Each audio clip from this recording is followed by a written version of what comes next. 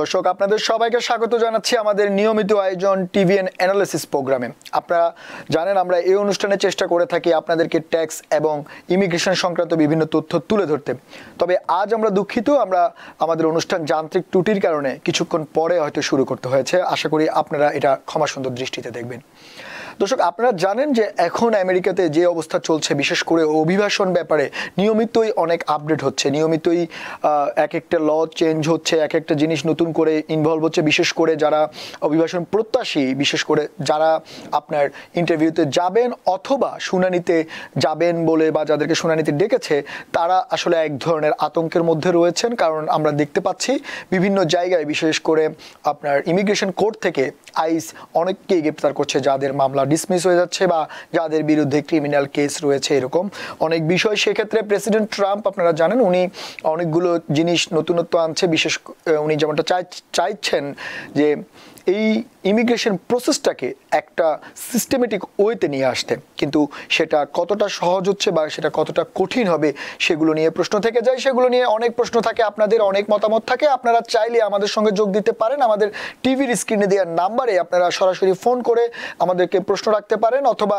আমাদের ফেসবুক পেজে এটা লাইভ স্ট্রিমিং হচ্ছে, সেখানেও আপনারা আপনাদের মতামত দিতে পারেন। আজ আমরা আমাদের বিষয় নির্ধারণ করেছি ইমিগ্রেশনে আপনার ইন্টারভিউ আসলে অথবা শুনানির ডেট আসলে আপনি কি করবেন, আপনার করণীয় কি সেই ব্যাপারগুলো, অথবা আপনার যে ডকুমেন্টেশন রয়েছে সেই ডকুমেন্টগুলো আপনি কিভাবে সুন্দরভাবে অর্গানাইজ করবেন, ডকুমেন্টগুলোকে সঠিকভাবে উপস্থাপন করবেন, সেসব ব্যাপারে কথা বলার জন্য আমাদের সঙ্গে অনলাইনে যুক্ত হচ্ছেন আমাদের সবসময়কার প্রিয় অ্যাটর্নি মিজানুর রহমান, উনি জুরিস্ট ডক্টর। মিজান ভাই, আপনাকে স্বাগত আমাদের অনুষ্ঠানে।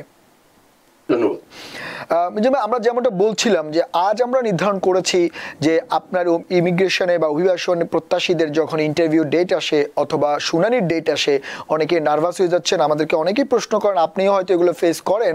তো সবাই জানতে চান যে করণীয়টা কি। আসলে করণীয় হচ্ছে সুন্দরভাবে গুছানো, সবকিছু ঠিক মতো নেওয়া। তারপরও আপনি যেহেতু অ্যাটর্নি, আমার মনে হয় আপনি আরো ভালো আপডেট দিতে পারবেন এই মুহূর্তের জন্য। যদি কারো শুনানি বা ইন্টারভিউ ডেট আসে বা শুনানির জন্য একজন ক্লায়েন্ট কি কি প্রস্তুতি গ্রহণ করবেন এবং তার কি করা উচিত, আপনি যদি বলেন, এরপরে আমরা হয়তো পরের আলোচনাটাতে যাব। প্রথমে আপনি যদি আমাকে অনুমতি দেন, আমি আপনাকে সহ টিভিএন 24 কর্তৃপক্ষ সহ দর্শকদের কাছে ক্ষমা চাইছি।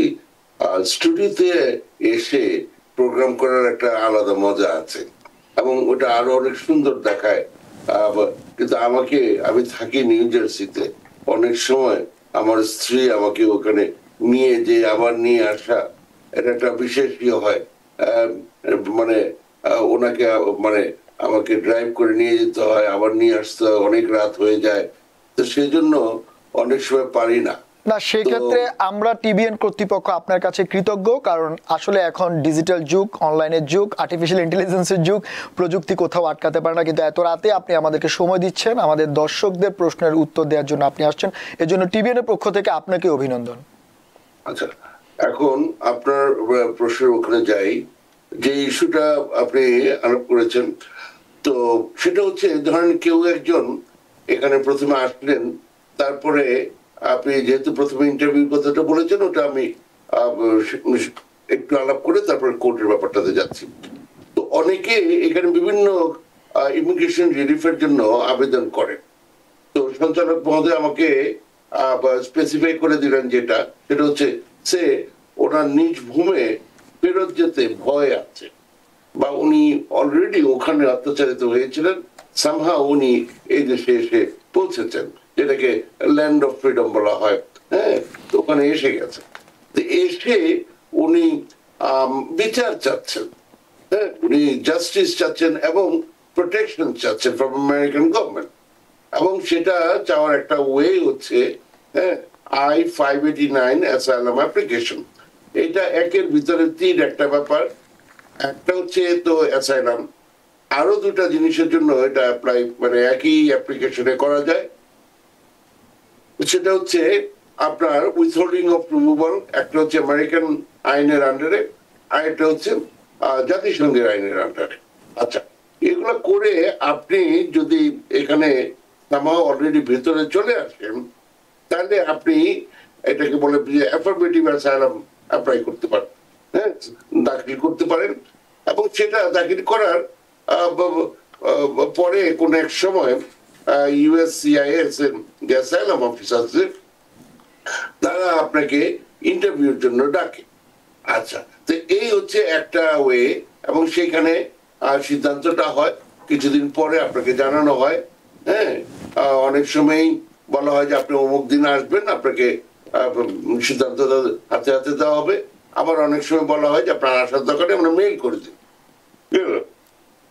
এই যে একটা অবস্থা, সেটা অ্যাফার্মেটিভ অ্যাসাইলাম। আবার ধরেন আপনি সামহাউ বর্ডারে এসে, এয়ারপোর্টে এসে, কি মানে এয়ারপোর্ট বলতে আমি বুঝাচ্ছি যে ডেজিগনেটেড বর্ডার পোস্ট যেগুলা, যেখানে ইন্সপেকশনটা হয়, সেটা এয়ারপোর্ট হতে পারে, ল্যান্ড বর্ডার হতে পারে, বিভিন্ন জায়গায় এরকম ডেজিগনেটেড পোস্ট আছে, সেখানে আসলেন। অথবা সেখানে না, অন্যান্য জায়গায় আবার দেয়াল টপকিয়ে সাঁতরে উঠে, হ্যাঁ, এভাবে বিভিন্ন ভাবে আপনি আসলেন, কারণ নিজের জীবনটা তো বাঁচাতে হবে, বা আপনার যে স্বাধীনতা খর্ব হয় সেখান থেকে মুক্তি পেতে হবে। তো এই সমস্ত কারণে এইভাবে করে মানুষজন আসছেন। তো আসলে আপনি যদি ওখানেই ধরা পড়েন, যেমন আজকেও একজন বাংলাদেশের একজন যুবক বললেন, উনি তখন 18 বছরের নিচে, 17 বছর ছিল, বললেন যে সাতরে আমি উঠলাম আর সামনে দেখি ওই মানে বর্ডার মানে সিবিপির যেই পুলিশ আর কি। হ্যাঁ, তো জিজ্ঞেস করলো তোমার বয়স কত, করার পরে একদিকে নিয়ে গেল। মানে এটা বিভিন্ন রকমের হয়, যদি শিশু হয় তখন এক ধরনের ট্রিটমেন্ট হয়, যদি অ্যাডাল্ট হয় তখন আরেক ধরনের ট্রিটমেন্ট হয়, গেল। তো যাই হোক, তো ওরকম হলে আপনি অলরেডি প্রসিডিংসে পড়লেন। হ্যাঁ, আপনি কোর্ট প্রসিডিংসে পড়ে গেলেন, এখন বলে রিমুভাল প্রসিডিংস। কোন একটা সময় দুইটা ভাগ ছিল, একটা গ্রুপ ছিল এক্সক্লুশন প্রসিডিংসে, একটা ডিপোর্টেশন প্রসিডিংসে। এখন এগুলো সবকিছু মিলে রিমুভাল প্রসিডিংস বলে। আচ্ছা, তো যদি আপনি প্রথমে যেটা বললাম, আপনি অ্যাসাইলাম অ্যাপ্লিকেশন করেছেন, আপনি ইন্টারভিউ হলো, সেখানে আপনি গিয়ে আপনি ধরেন পাস করে ফেললেন, হ্যাঁ, আপনার কেস অ্যাপ্রুভড হয়ে গেল, তার তো কোনো সমস্যা নেই, আপনি অ্যাসাইলাম পেয়ে গেলেন। এবং বর্তমান যে ধরনের সিচুয়েশন, তাতে আপনি পরের দিনই গ্রিন কার্ডের অ্যাপ্লাই করে দিতে পারেন।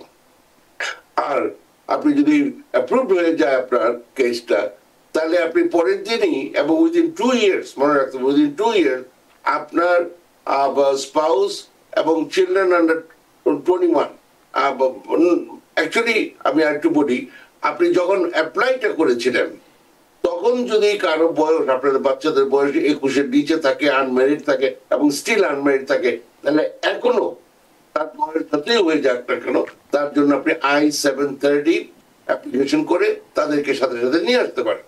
আচ্ছা, তো যদি অ্যাপ্রুভ না হয় তখন কি হবে?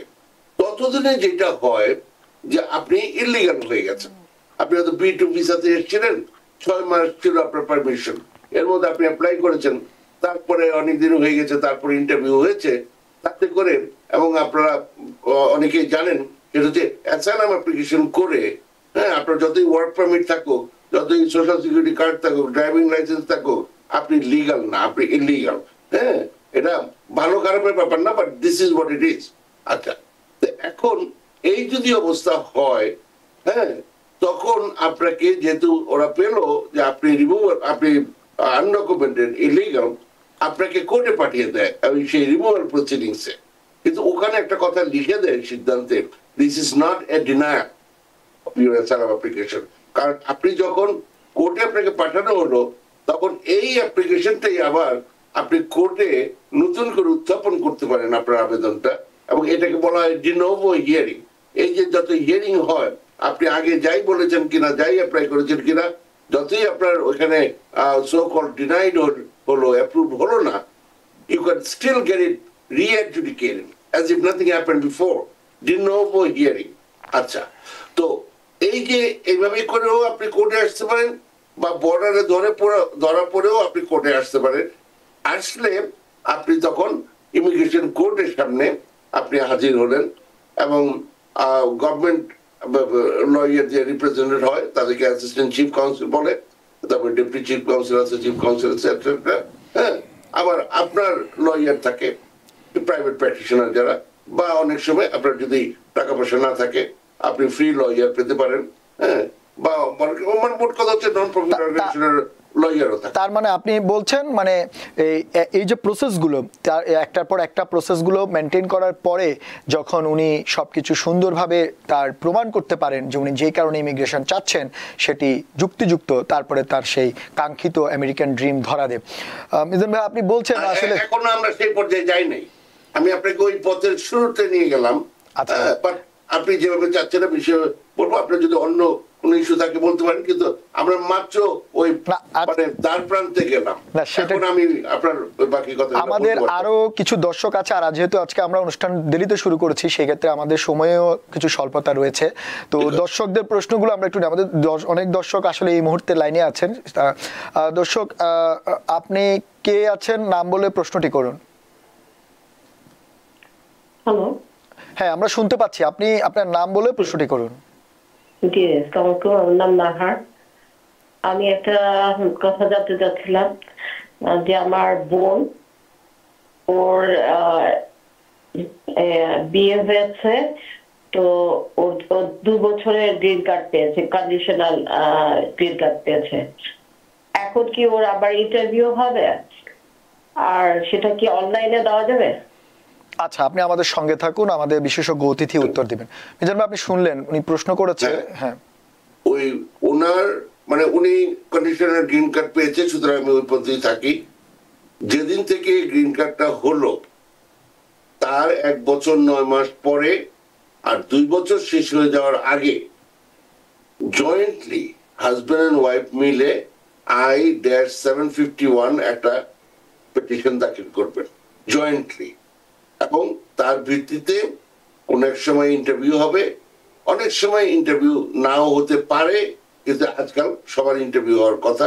যাই মূল কথা ধরে রাখবেন যে ইন্টারভিউ হবে, তার ভিত্তিতে কন্ডিশনটা রিমুভড হবে, এবং তারপরে আপনার মানে এছাড়া আর কোনো চেঞ্জ নাই, যে আপনার এরপরে যে কার্ডটা পাবেন সেটা 10 বছরের জন্য ভ্যালিড, তারপরে আবার 10 বছর চলে গেলে I-90 এটা ভিত্তিতে আপনি আবার এটা রিনিউ করতে পারবেন।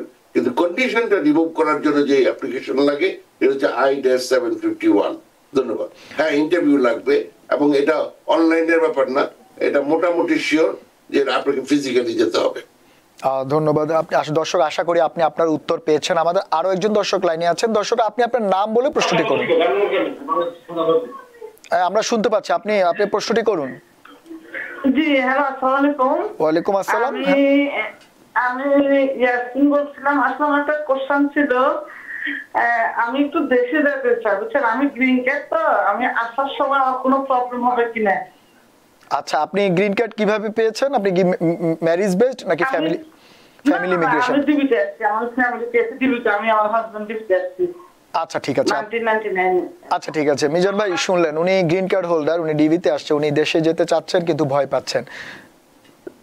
আপনি এখানে সঞ্চালক মহোদয় যে প্রশ্নটা আপনাকে করলেন সেটার একটা রিজন হচ্ছে, আপনি যদি অ্যাসাইলাম বেসড হয়ে গ্রিন কার্ডটা পেতেন তাহলে আপনি সিটিজেন হওয়ার আগ পর্যন্ত আপনি যদি আপনার নিজ দেশে যেখান থেকে এসে আপনি বললেন যে আপনার সমস্যা আছে, সেখানে গেলে আপনার সমস্যা সবসময় ছিল, হ্যাঁ এখনো আছে, এখন ব্যাপারটা যেহেতু কড়াকড়ি, সুতরাং এই যে আপনি প্রশ্নটা করলেন তার মানে আপনি নিজেই জানেন যে প্রবলেম হবে, এখানে একটা।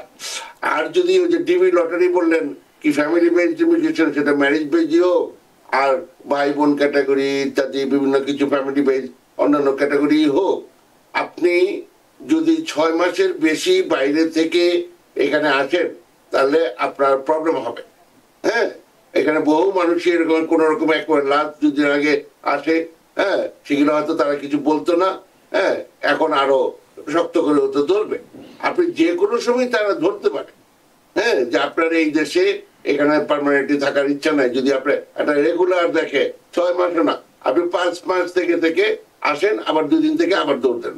হ্যাঁ, এই যে একটা অবস্থা, হ্যাঁ এতে তারা একটা মানে এই ধরনের একটা ইমপ্লয়েড এই ধরনের একটা ব্যাপার আসতে পারে যে আপনার এখানে পার্মানেন্টলি থাকার কোনো ইচ্ছা নাই, এখানে আপনার জব নাই, বাড়িঘর নাই, মানে আত্মীয় স্বজন তো অবশ্যই আছে, কিন্তু আপনি এখানে এসে আবার চলে যান। মানে এই যখন ওদের মানে মনোভাবটা হয় তখন আপনাকে যে কোনো পোর্ট অফ এন্ট্রিতে আপনাকে আটকিয়ে দিতে পারে। এবং মনে রাখবেন, আপনি সিটিজেন হওয়ার আগ পর্যন্ত আপনি হচ্ছেন এলিয়েন। এবং গ্রিন কার্ড প্রতিবার যখন আপনি ভেতরে আসেন, যে কোনো ভাবি হোক, এয়ারপোর্টে হোক, বাইরে হোক, হ্যাঁ, আপনার এটা new admission, new green card পান। আপনি ইচ্ছা করলে সেখানে গ্রিন কার্ডটা রেখে আপনাকে কোর্ট প্রসিডিংসে ফেলে নিয়ে যেতে পারে, যে আপনাকে ডিপোর্টেশন প্রসিডিংসে নেওয়া হবে, বিকজ আপনার এখানে গ্রিন কার্ড মানে দেওয়াটাই ঠিক হয়নি। তো এই ধরনের অবস্থা হতে পারে। কিন্তু কেউ যদি ইন জেনারেল 2 মাসের জন্য বাইরে যাবে, হ্যাঁ, আমি এখানে কোনো সমস্যা দেখি না।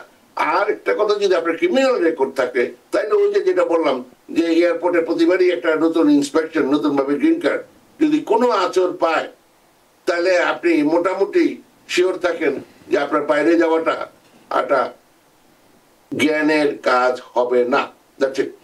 ধন্যবাদ অ্যাটর্নি মহোদয়। আমাদের আরো দর্শক রয়েছেন। দর্শক কে আছেন লাইনে? আপনি নাম বলে প্রশ্নটি করুন। আচ্ছা, আমি নাসরিন বলছি লং আইল্যান্ড থেকে। হ্যাঁ, বলুন। আমার একটা প্রশ্ন হচ্ছে যে আমি 2012-এ আমার কানাডিয়ান সিটিজেন ছেলে থাকে মুম্বাইয়ে, তো ওর জন্য আমি অ্যাপ্লাই করেছিলাম সে 2012-এর অক্টোবরে। তো আমি বছর 2 আগে চিঠি পেয়েছি যে ওর সবকিছু অ্যাপ্রুভড এবং ওটা যাবে ইন্ডিয়াতে, ওরা ইন্টারভিউর জন্য পাঠাবে। তো এখন আমি জানতে চাচ্ছি যে এখন কোন ইয়ারে হচ্ছে, এরপরে আর আমি কোনো খবর পাই নাই। আচ্ছা, আপনার দুটা ভাগে জিনিসটা হয়েছে। একটা হচ্ছে প্রথমে আপনার যে পিটিশন, এটা ইউএনসিআইএস এ প্রথমে অ্যাপ্রুভড হতে হয়েছে, যেটা হয়েছে নিশ্চয়ই। তারপরে এটা একটা প্রেফারেন্স ক্যাটাগরি, যার ফলে এটাকে প্রথমে কারেন্ট হতে হয়েছে, সেটাও নিশ্চয়ই হয়েছে। হওয়ার পরে আপনি বিভিন্ন কাজ করেছেন ন্যাশনাল ভিসা সেন্টারের সাথে, সেগুলো যখন হয়ে গেছে, তারপরে আপনাকে বলা হয়েছে আপনার কেস এখন ডিকিউ, মানে ডকুমেন্টারি কোয়ালিফাইড। হওয়ার পরে এটা এমবাসিতে পাঠানো হয়েছে ফর ইন্টারভিউ। এই যে তারপরে ইন্টারভিউতে 2 বছর হয়ে গেছে, আমি অবাক হচ্ছি না। কারণ এরকম বহু মানুষ এই ধরনের, বিশেষ করে যারা প্রেফারেন্স ক্যাটাগরির আছে, তারা এখন ইন্টারভিউর জন্য অপেক্ষা করবে। তাদেরকে মাঝে মাঝে পত্র দেওয়া হয়, ইমেল করা হয়, হ্যাঁ, বা আপনিও লিখতে পারেন, তারাও একটা গণহারে একটা উত্তর দেয়। এগুলার কোনো মাপ নাই যে কতদিন লাগবে। তবে যদি তার যদি এমন হয় যে তার বাচ্চা কাচ্চা আছে, বা কোনো ধরনের কোনো সিচুয়েশন, স্পেশাল সার্কামস্টেন্স আছে, যে বাচ্চাটা বড় হয়ে যাচ্ছে, সিএসপি এর আন্ডারে, চাইল্ড স্ট্যাটাস প্রোটেকশনের আন্ডারে ইত্যাদি বিভিন্ন সমস্যা আছে, তাহলে তাদেরকে ওইভাবে করে ডকুমেন্টেশন দিয়ে আপনি লিখতেই পারেন। কিন্তু এই যে ডিকিউ হওয়ার পরে ইন্টারভিউ, এই সময়টা এগুলার কোনো গ্রামার নাই। ধন্যবাদ। ধন্যবাদ আপনাকে। আমাদের ফেসবুকে একজন দর্শক প্রশ্ন রেখেছেন, ওনার নাম হচ্ছে সারা ইসলাম। উনি বলছেন উনি F2 ক্যাটাগরিতে স্পাউস ভিসা গ্রিন কার্ডে অ্যাপ্লিকেশন করেছেন 2019 সালে, ওনার ডিকিউ 2022 সালে নভেম্বর। এখন উনি বর্তমানে প্রেগনেন্ট এবং ওনার প্রথম মেয়ের বয়স 2 বছর 11 মাস, কিন্তু তাকে নিয়ে তার খুব কষ্ট হচ্ছে। এখন উনি জানতে চাচ্ছে ওনার হাজবেন্ডের কতদিন লাগবে ইন্টারভিউ ডেট পেতে, উনি কিছু করলে সেটা দ্রুত হবে কিনা। না, আপনার যে পরিস্থিতি আছে, তার মানে আপনার যে স্পাউস, উনি যা যা করার সবই করেছেন, হ্যাঁ, ডিকিউ হয়ে গেছে, হ্যাঁ, কিন্তু এখন এই যে ইন্টারভিউটা হবে, সেখানে আপনার কবে হবে এটা ঠিক একটু আগে আমি যে আরেকটা প্রশ্নের উত্তর দিলাম, সে একই অবস্থা। সুতরাং আপনার অপেক্ষা করা ছাড়া আর কোনো উপায় এই মুহূর্তে আমার কাছে নাই। ধন্যবাদ অ্যাটর্নি মহোদয়। আরো একজন লিখেছেন, ওনার নাম হচ্ছে সোলভ সেন। উনি বলছে ওনার অ্যাজাইলাম কেস ইন্ডিভিজুয়াল হিয়ারিং হওয়ার পরে ডিসিশন দেওয়ার তারিখের দিন জজ চেঞ্জ হয়ে গেছে, এখন অনলাইনে কেস পেন্ডিং দেখাচ্ছে। উনি বলছে যদি ডিসিশন দেওয়ার জন্য মোশন করে তাহলে কিভাবে করতে হবে বা কতদিন পরে করতে হবে। আমি ডিটেলটা তো অবশ্যই বুঝতে পারছি না যে কতদিন আগের কি ব্যাপার, কিন্তু এখানে যে জিনিসটা হয়েছে যে ওনার একজন অ্যাটর্নি আছে, নিশ্চয়ই ওনার সাথে পরামর্শ করা উচিত। একটা রিজনেবল পিরিয়ডের পরে উনি দরকার পড়লে ইভেন আমরা ফেডারেল কোর্টে সু করি, সেটা উনি করতে পারেন যদি একটা রিজনেবল পিরিয়ড এর বাইরে চলে যায়, যে বহুদিন ধরে এটা পড়ে আছে, তো আছেই। আর এগুলো অনেক সময় ইট ফলস টু দ্য ক্র্যাকস, যে এই জাজ গেছে ওই আর জাজ আসছে, এর মধ্যে ফাইলের সামহাও এটা হারিয়ে যায়। মানে হারিয়ে যায় হয়তো, মানে কোথাও না কোথাও ফাইলটা আছে, এটার আর কোনো খবর টবর থাকে না। আর বাংলাদেশে খালি দোষ হয় এইখানে কেরানিকুলের যে ক্ষমতা, এটা জাজদের অত ক্ষমতা নেই, এরকম অবস্থা। সুতরাং কাউকে যে আপনি বলবেন এই ফাইলটা দিয়ে যান, ওইগুলো এখানে চলে না। এক ফ্লোর থেকে আরেক ফ্লোরে, এক টেবিল থেকে আরেক টেবিলে এক ফাইল নিতে এখানে বহু কষ্ট করতে হয়। তো ফলে ওই একমাত্র ইস্যু করা ছাড়া আমি আর কিছু জানি না। ধন্যবাদ আপনাকে। আমাদের আরো একজন দর্শক রয়েছেন টেলিফোনে। দর্শক, আপনি আপনার নাম বলে প্রশ্নটি করুন। আসসালামু আলাইকুম, আমি নাদিয়া, আমি ফ্লোরিডা থেকে বলতেছিলাম। ওয়ালাইকুম আসসালাম, বলুন। আমি হচ্ছে টুরিস্ট ভিসায় আমেরিকাতে আসি এবং আমি আমেরিকান একজন সিটিজেনকে বিয়ে করি, সে বাংলাদেশি আমেরিকান। তো তার সাথে আমার মানে সম্পর্ক ছিল বাংলাদেশে থাকতে, যে এখানে এসে পরিচয় নিতে ওরকম কিছু না। তো আমার হাজবেন্ড আমার জন্য অ্যাপ্লাই করার 1.5 মাসের ভিতর আমার ইন্টারভিউ ডেট চলে আসে। আমার প্রশ্নটা হচ্ছে যে আমি এই ইন্টারভিউ ডেটের দিন কি কি নিতে পারি? ধরেন আমার কাপড় ছবি ছাড়া আর জয়েন্ট অ্যাকাউন্ট ছাড়া কিছুই নেই, যেহেতু আমি টুরিস্ট ভিসা এখানে আসছি, কোনো ওয়ার্ক পারমিট নেই, কিছুই নেই। আমার তো সোশ্যাল সিকিউরিটি কার্ড নেই যে আমি জয়েন্ট কোনো কিছু করবো। এটা হলো একটা প্রশ্ন। আর কি কি ধরনের প্রশ্ন করতে পারে আমাকে? থার্ড প্রশ্ন হচ্ছে যে আমি 2023 সালে যখন টুরিস্ট ভিসায় আসছিলাম, তখন আমি একটা হেলথ ইন্স্যুরেন্স করছিলাম।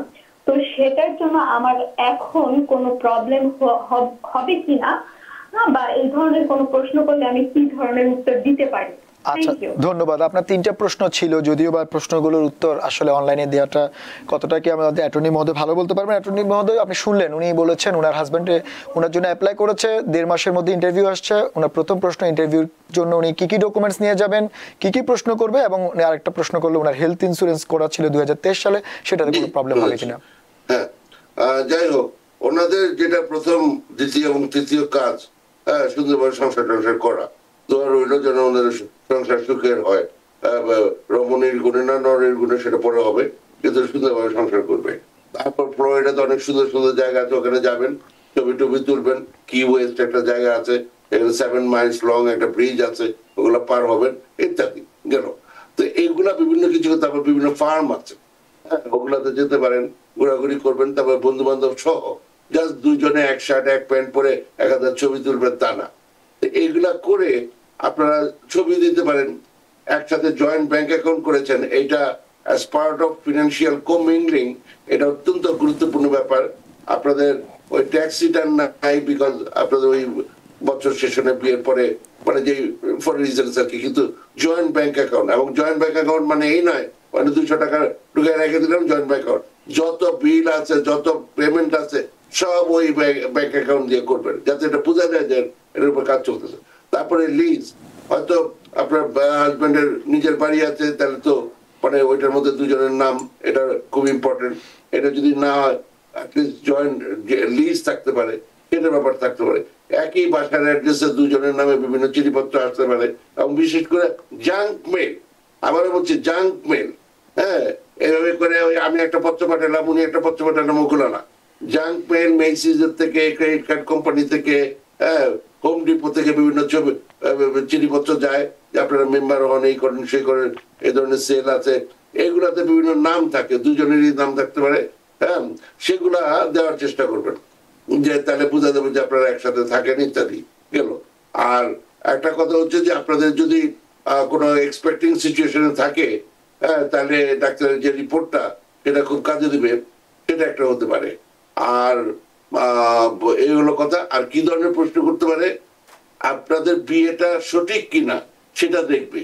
তো প্রথম ইন্টারভিউটা একসাথেই নেবে, নেওয়ার মধ্যে যখন কথাবার্তা হবে, তখন যদি মনে হয়, সন্দেহ হয়, তাহলে আবার ইন্টারভিউ হবে, সেটা I-130 ইন্টারভিউ, যেটা আপনার স্পাউস করেছেন, পিটিশনের স্পাউস। তো ওটার অত দরকার পড়বে না। আপনার সঠিক বিয়ে হলে, হ্যাঁ, আপনাদের মোটামুটি সামনাসামনি তারা বুঝতে পারবে। আপনার শুরুটা হবে এই ধরনের, আপনারা নিজের নাম দাম এগুলো বলবেন, ডেট অফ বার্থ বলবেন, এক অন্যের ফ্যামিলি সম্পর্কে জানবেন, প্রত্যেক ভাই বোন, বাবা মা, শ্বশুর শাশুড়ি যা আছে সবার সম্পর্কে জানতে হবে, কবে লাস্ট কথাবার্তা হলো ইত্যাদি। তারপরে হচ্ছে কিভাবে দুজনে মিট করলেন, হ্যাঁ, তো এই একটা ব্যাপার আসলো। তারপরে সেখানে মানে এই যে মিট করলেন সেখান থেকে যে তখন কে কোথায় থাকতো এটা আপনি জানেন কিনা, মানে দুজনের এই ব্যাপারে এরকমের, দুজনের কোনো অ্যালার্জি আছে কিনা কোনো খাবারে, কোনো ঔষধে, কোনো ডাক্তারের কাছে যায় কিনা, হ্যাঁ, গেলে কি আচ্ছা। তারপরে স্পাউস এর মধ্যে কোথায় কোথায় ফ্লোরিডার বাইরে অন্য কোথায় কোথায় গেছে, আপনি নিজে কোথায় কোথায় গেছেন, হ্যাঁ, আপনি স্টুডেন্ট হয়ে আসছেন, কোথায় কোথায় পড়াশোনা করেছেন, এটা আপনার স্পাউস জানে কিনা। I could go on and on, কিন্তু বুঝতেই পারতেছেন মানে সময়ের স্বল্পতা আছে। তো ফলে আপনাদের বিয়েটা সঠিক কিনা এই হচ্ছে বেসিক ব্যাপারটা, হ্যাঁ। এবং মানে আপনার যে বাসাটায় থাকে সেটাকে বর্ণনা করতে হবে, বাথরুমে কি কার্টেন আছে না আয়না আছে ইত্যাদি, মানে বাইরের ডাস্টবিনটা কোনখানে, কোন জায়গাটা, পেছনে থাকে না সামনে থাকে, সামনের রাস্তাটার নাম কি, এই যে বিভিন্ন আপনাদের যে ওয়ার্ডরোবটা আছে এটাকে বিল্ট ইন না বাইরে থেকে আছে। এবং দেখা গেল আপনি 99টা প্রশ্নের উত্তর দিতে পারেন, একটা উত্তর দিতে পারেন এবং তার জন্য আপনি ফেল করতে পারেন, এটা জেনুইন ফেল। আপনার বেডরুমে, হ্যাঁ, আপনার কি জানালার মধ্যে ওই এসি আছে না সেন্ট্রাল, এটা একজনে বলে ইয়েস, একজনে নো, এবং জেনুইন কেস যে আপনার সামথিং রং। সুতরাং ওই মুখস্থ করে গিয়ে সুবিধা হবে না। হ্যাঁ, যেমন আমি নিজেই জানি না সকালে আজকে কোন টুথপেস্ট দিয়ে আমি দাঁত মাছি, কিন্তু এখন আপনার হাজবেন্ড কি দিয়ে দাঁত মাজে, আপনি কোন দিয়ে দাঁত মাজে, এগুলো পর্যন্ত জানতে হবে, এগুলোর কোনো শেষ নাই। আর মোটামুটি খুব বেশি উৎসাহ দেখাবেন না। আপনাকে জিজ্ঞেস করলে আপনার হাজবেন্ড যেন উত্তর না দেয়, আপনার হাজবেন্ড জিজ্ঞেস করলে হাজবেন্ডকে জিজ্ঞেস করলে আপনি যেন উত্তর না দেয়, এগুলো যেন ভুল না হয়। বারবার যদি বলে যে না আমি আপনাকে বলি নাই, আপনি উত্তর দেবেন না, এগুলো ঠিক হবে না। তো আশা করি আমার মনে আমি এখন বন্ধ করে দেবো। এইভাবে করে just law is common sense. দোয়া রইল আপনারা ভালো থাকেন এবং সবকিছু সুন্দরভাবে হয়ে যাবে। ধন্যবাদ অ্যাটর্নি মহোদয়, আপনি আসলে অনেক এলাবোরেট ভাবেই বলছেন। আসলে শুধু উনার নাই, এই সমস্যা অনেকেরই হতে পারে, অনেক দর্শকের থেকে উপকৃত হতে পারে। উনি একা নন, কারণ অনেকেই এই ধরনের ইন্টারভিউ সামনে নিয়ে বসে আছেন বা যাবেন। আমাদের আরো দর্শক রয়েছেন, আসলে অনেক দর্শকই অপেক্ষা করছেন। দর্শক, আপনি আপনার নাম বলে প্রশ্নটি করুন। হ্যালো, আমার নাম কাউসার, আমি কুইন্স থেকে। আমার কথাগুলো একটু শুনিয়েন কাইন্ডলি। আমার কোয়েশ্চেন হলো, আমার একজন ফ্রেন্ড আজকে ওই ক্রেডিবল ফেয়ারের জন্য অ্যাসাইলাম অফিসে গেছে, তখন তাকে ওই ক্রেডিবল মেবি নেগেটিভ হয়েছে, তখন তাকে আইস ধরে নিয়ে চলে গেছে। এখন তার লয়ারও তাকে সাপোর্ট দিতেছে না, লয়ার বলতেছে যে তাকে এগুলাতে ইনভলভ না করার জন্য, তার ফ্যামিলি আছে লয়ারের, সেই জন্য তাকে ইনভলভ না করে। এখন কি করতে পারি তার জন্য আমরা? আচ্ছা, তারপরে লয়ারটার প্রবলেম। আচ্ছা, সেই ক্ষেত্রে আপনি বলছেন আপনার ফ্রেন্ডকে আইএস ধরে নিয়ে গেছে বিকজ তিনি এসএলএম এর ক্রেডিবিলিটি প্রমাণ করতে পারেননি। অ্যাটর্নি মহোদয়, আসলে এই মুহূর্তে কি করণীয় আছে? আসলে এটাতে এরকম অনেক ঘটনাই ঘটছে নিয়মিত। ওনার ডিটেল ফাইলটা না দেখে তো বলা উচিত হবে না কথা। তো প্রথম কথা হচ্ছে যে ক্রেডিবল ফেয়ার ইন্টারভিউ সাধারণত বর্ডারে হয় এবং সেখানে ক্রেডিবল ফেয়ার পাস না করলে তখন এক্সপেডিটেড যে রিমুভাল প্রসিডিংস আছে সেখানে নেওয়া যায়, রেগুলার রিমুভাল প্রসিডিংসে। কিন্তু সেখানে একটা অল্প ছোট লেভেলের এক্সেপশন আছে, সেটা দিয়ে some sort of motion to reconsider করে, হ্যাঁ, এটা করা যায়। আর ওই রিপোর্টটা সাধারণত একজন জাজের কাছে পাঠানো হয়, হ্যাঁ, যেটা ওই অ্যাফার্ম করার জন্য বা মানে ডিনাই মানে কি বলবো এটাকে রিভার্স করে দেওয়ার জন্য। তো সেইখানে একটা চেষ্টার একটা ব্যাপার থাকতে পারে। আর একটা জিনিস হচ্ছে জাজের ডিসিশনের এগেইনস্টে, হ্যাঁ, সরাসরি সার্কিট কোর্টে আপনার করা যায়, যদি বলে যে আপিল করা যায়। এইভাবে করে কিছু এক্সেপশন আছে। তো এবং ওইটা ওনাকে নিয়ে গেলেও নিশ্চয়ই পাঠায় দেয় নাই, মানে বাইরে পাঠায় দেয় নাই, আপনাকে ডিটেন করেছে। পাসপোর্টটা আমি জানি না আছে কিনা, বা উনি যদি স্টিল ওনার ক্রেডিবল ফেয়ারের ব্যাপারে উনি করতে চায়, যে পারসিউ করতে চায়, ওনার উচিত হবে ওই যে ওই লয়ার যদি এই ব্যাপারে ইন্টারেস্টেড না হয়, আরো লয়ার আছে, প্রায় 1 মিলিয়ন লয়ার আছে, আপনাকে একজন তো লয়ার না, আরো লয়ার আছে, ওনাদের কাছে যান। হ্যাঁ, তো সামহাউ আপনি ওই ডকুমেন্টস গুলো আপনার কি হয়েছিল, ওই যে নেগেটিভ ডিসিশনটা ওটার কি কারণে, ওই জিনিসগুলোর জন্য আপনার হাতে থাকে যখন আপনি আরেকজনের কাছে গিয়ে দেখা করেন। ধন্যবাদ। ধন্যবাদ অ্যাটর্নি মহোদয়। আমাদের আরো দর্শক রয়েছেন। দর্শক, কে বলছেন? নাম বলে আপনি প্রশ্নটি করুন। হ্যাঁ, আমরা শুনতে পাচ্ছি, আপনি নাম বলে প্রশ্নটি করুন। আসসালামু আলাইকুম ভাই। ওয়ালাইকুম আসসালাম। আমার নাম লিটা। হ্যাঁ হ্যাঁ বলুন। আমি আমার বিবাহিত ছেলের জন্য অ্যাপ্লাই করছি 2009 আগস্টে আমি অ্যাপ্লাই করছি। গত বছর ফেব্রুয়ারিতে তাদের ডিকিউ হয়েছে, কিন্তু এখন পর্যন্ত কোনো ভিসার জন্য ডাকতেছে না। আমি এখন কি করতে পারি এটার জন্য? আচ্ছা ধন্যবাদ। এই আরেকটা প্রশ্ন আছে ভাই। হ্যাঁ হ্যাঁ বলুন। আরেকটা হচ্ছে আমার নাতিটার বয়স 19 বছর হয়ে গেছে। এখন আমি তো টেনশনে আছি, এটা কি করা, এটা কি কোনো রকম সমস্যা হবে কিনা, কিছু হবে কিনা, আমার একটু জানতে চাই আর কি। আচ্ছা ঠিক আছে, আপনি আমাদের সঙ্গে থাকুন, আপনি শুনতে পাবেন উত্তরটা। ধন্যবাদ, আমার সালাম জানবেন। এবং এই ধরনের দুটো প্রশ্নের উত্তর আমি এখানে দিলাম। এবং আপনার যে 1 বছর হয়েছে ডিকিউ হয়েছে, এটা খুব একটা যে ভয়ঙ্কর ব্যাপার তা না, কিন্তু ওই যে বাচ্চাটা 19 হয়ে গেছে, হ্যাঁ, এটার জন্য এখন থেকে তাদের কাছে একটা রিপ্রেজেন্টেশন দেওয়া দরকার যে সিএসপি এর ক্যালকুলেশনে সাথে এইজ আউট হয়ে যেতে পারে। তো যার ফলে এগুলো একটা সলিড গ্রাউন্ড, কেন তার কেসটা অন্যদের থেকে সরায় নিয়ে তারটা আগে করা হবে, এই জাতীয় ব্যাপারটা আপনারা একটু ওনাদেরকে লেখেন। ধন্যবাদ। আচ্ছা সেক্ষেত্রে উনি বললো ওনার নাতির কথা বললো 19 বছর, তাতে কি কোনো সমস্যা? ওই তার কথাই বলছি, ওই অবস্থাটা দেখিয়ে যেন উনি মানে ওনার যে প্রিন্সিপাল বেনিফিশিয়ারি আছে, উনি আছে, ওনাদের লয়ার আছে, যারাই আছে, তারা যেন এমএসসি কে এই ব্যাপারে মানে পারসিউ করে যে এই ছেলেটার 19 হয়ে গেছে, খুব শীঘ্রই হতে এইজ আউট হয়ে যেতে পারে। ধন্যবাদ। আমাদের আরো একজন দর্শক রয়েছেন। দর্শক, আপনি নাম বলে প্রশ্নটি করুন। আসসালামু আলাইকুম। হ্যাঁ ওয়ালাইকুম আসসালাম। হ্যাঁ বলুন, আপনি নাম বলে প্রশ্নটি করুন। আমার নাম রিমি, পেনসিলভানিয়া থেকে। হ্যাঁ বলুন। আমি আসলে অ্যাপ্লাই করছিলাম অক্টোবরে 23-তে, কিন্তু ডকুমেন্ট এখন আপনি ফোনটা এখনো ইন্টারভিউর জন্য ওয়েট করতেছি। আর কতদিন লাগতে পারে? দুঃখিত রিনো, আমি আপনার প্রশ্নটি বুঝতে পারিনি, কারণ আপনি ফোনটা কানে নিয়ে বলুন। আপনি লাউড স্পিকার না থেকে ফোনটা আপনার কানে নিয়ে প্রশ্নটি আবার করুন একটু কষ্ট করে। আমি সরি অ্যাবাউট দ্যাট। অ্যাকচুয়ালি আমার হাজবেন্ডের জন্য আমি নভেম্বরে অ্যাপ্লাই করছিলাম।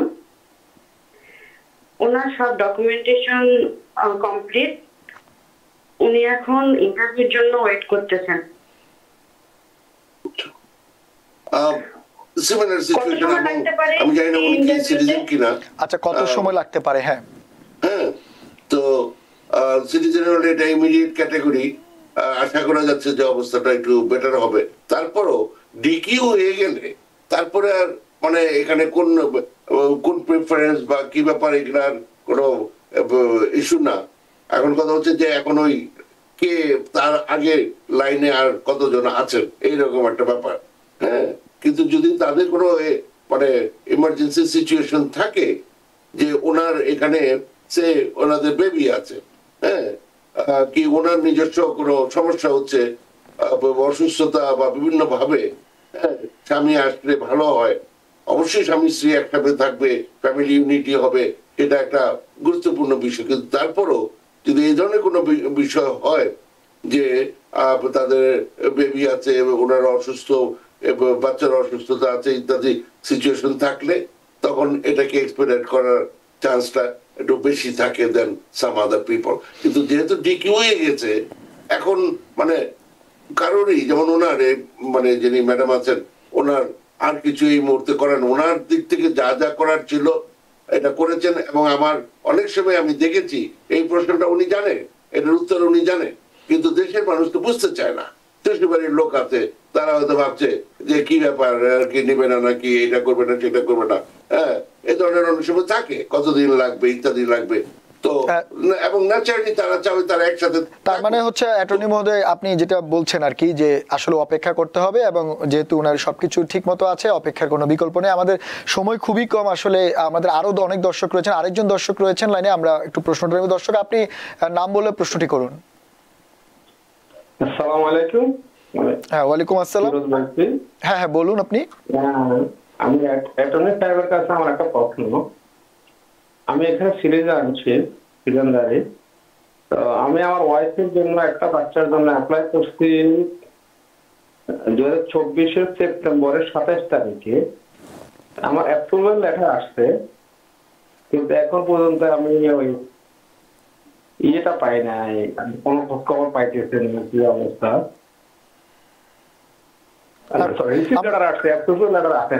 আচ্ছা, আমরা বুঝতে পারছি। আসলে সবাই একই রকম প্রশ্ন করছেন, আপনারা যারা এই ধরনের প্রসেসের মধ্যে যাচ্ছেন, আপনারা অপেক্ষা করছেন। এই অপেক্ষার আসলে আমি জানি না, অ্যাটর্নি মহোদয় আরো ভালো বলতে পারবেন, যে আপনি শুনলেন আসলে এর আগের প্রশ্ন, তার আগের প্রশ্ন, এই প্রশ্ন না, এটা একটু ডিফারেন্ট। ওই যে বললাম উনি সিটিজেন, বোধহয় ওনার ফ্যামিলি ওই বাংলাদেশে আছে।